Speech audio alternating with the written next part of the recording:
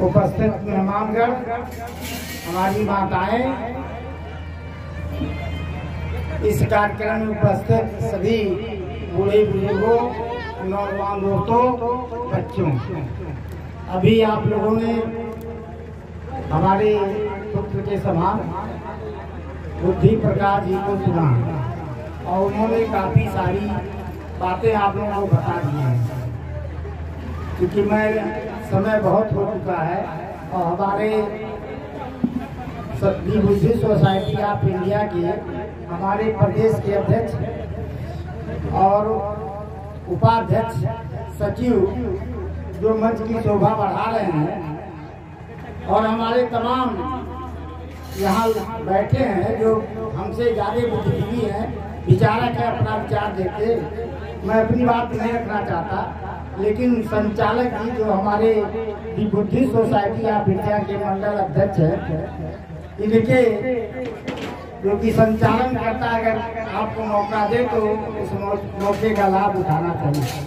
क्योंकि आपके बीच में जादूगर आरती गौतम जी आपको जादू दिखाने जा रहे हैं, बीच में मुझे उड़ खड़ा कर दिया।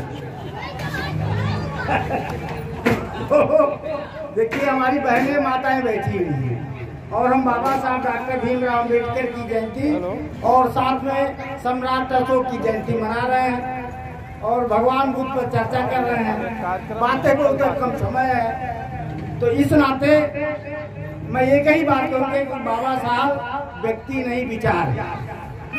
बाबा साहब व्यक्ति नहीं विचार है और इन्होंने साफ कहा था मेरी पूजा मत करिए, आप मुझे पूजिए नहीं, मुझे पढ़िए।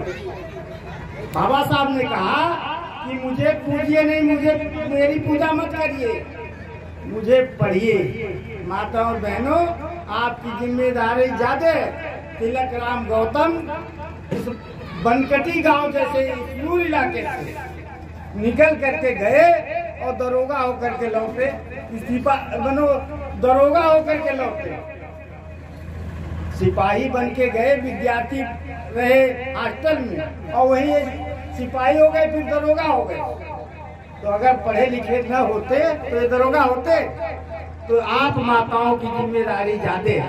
देखिए सभी लोग कैसे शिक्षित हो, संगठित हो, संघर्ष करो। बाबा साहब ने कहा, बाबा साहब ने जो कहा किया, लेकिन हम क्या कर रहे हैं? हम आपके बीच में आए हैं तो इसलिए बाबा साहब ने कहा है कि हमको पूजा हमारी मत करिए। जैसे आप काली जी की पूजा करते हैं, दुर्गा जी की पूजा करते हैं, राम की पूजा पूरा देश कर रहा है। तो मैं आप लोगों से एक बात करूंगा कि बाबा साहब ने जो विचार दिया है उसको समझिए, अपने बच्चों और बच्चियों को पढ़ाइए और जब आपके बच्चे पढ़ लिख लेंगे तो अभी हमारे पुत्र ने कहा कि समता का अधिकार नहीं, लेकिन मुझे तो लगा ये जमीन सबसे बढ़िया, क्योंकि बढ़िया गद्दा लगा, बढ़िया बिस्तर बिछा हुआ है, कुर्सी तो पोची भी नहीं जाती है। तो आप लोगों ने स्थान सही चुना है और उनका भी बात कहना ठीक है कि कुर्सी की लड़ाई है। अगर कुर्सी खाली रहे तो आप माता और बहनों को जाके कुर्सी पर बैठना चाहिए। इसलिए मैं अंतिम बात अपनी करके खत्म करूंगा कि देखिए समय बहुत खराब आ रहा है, हमारा भारतीय संविधान खतरे में है और बाबा साहब अम्बेडकर बहुत खुश थे।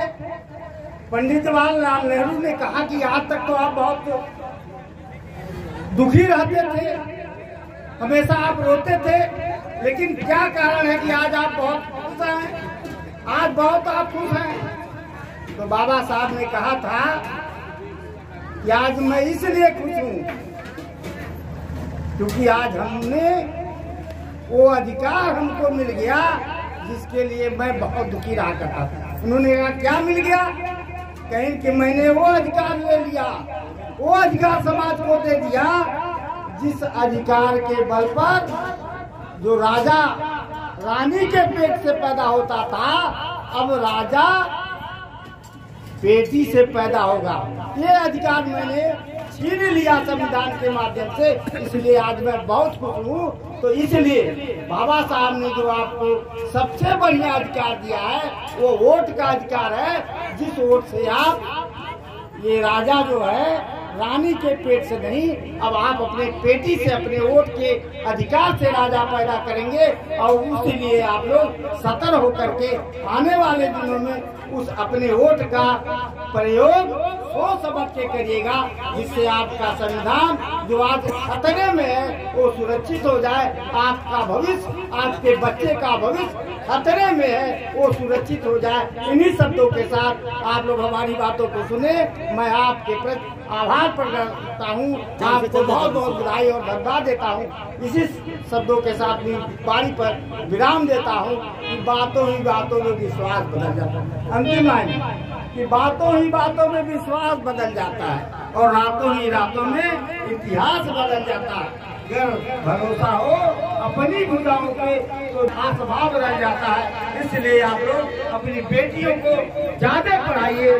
जय भीम, जय भारत, जय समाज। धन्यवाद। मैं अपनी वाणी को विराम देता हूँ। बहुत बहुत